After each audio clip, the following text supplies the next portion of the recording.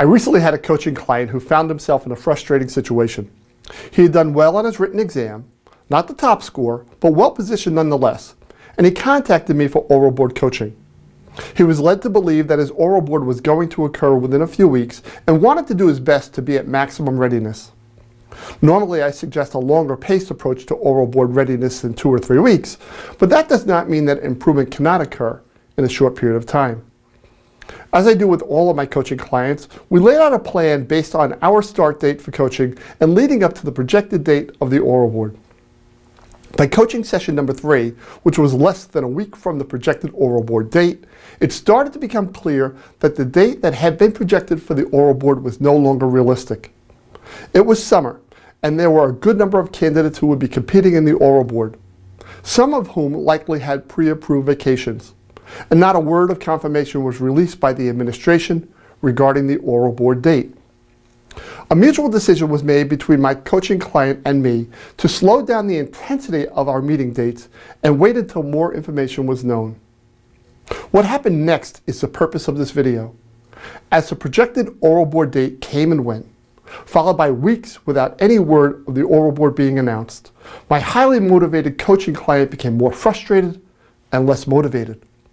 The between-session work that my client was eager to engage in early on in our coaching slowed significantly. The uncertainty of when the oral board was going to be held took a toll on my client's motivation. Where's the lesson in this for you?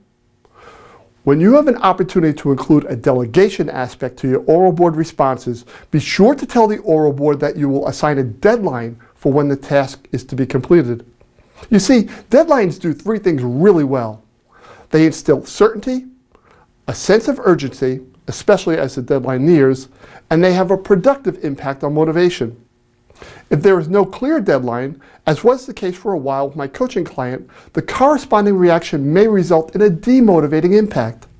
Think about this for a moment. If you receive 2 tasks that are assigned to you and one has a short deadline while the other has none, which are you more likely to work on first? So remember, when you assign a task, also assign a deadline.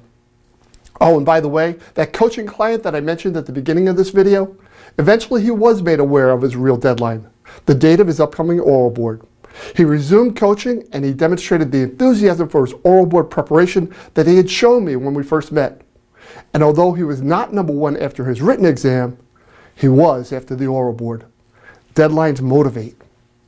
If you are looking for more guidance on how to excel at your oral board, go to finest.com and see if coaching, a workshop, or the recently updated online e-learning Oral Boards Made Easy for Police Promotion course is right for you.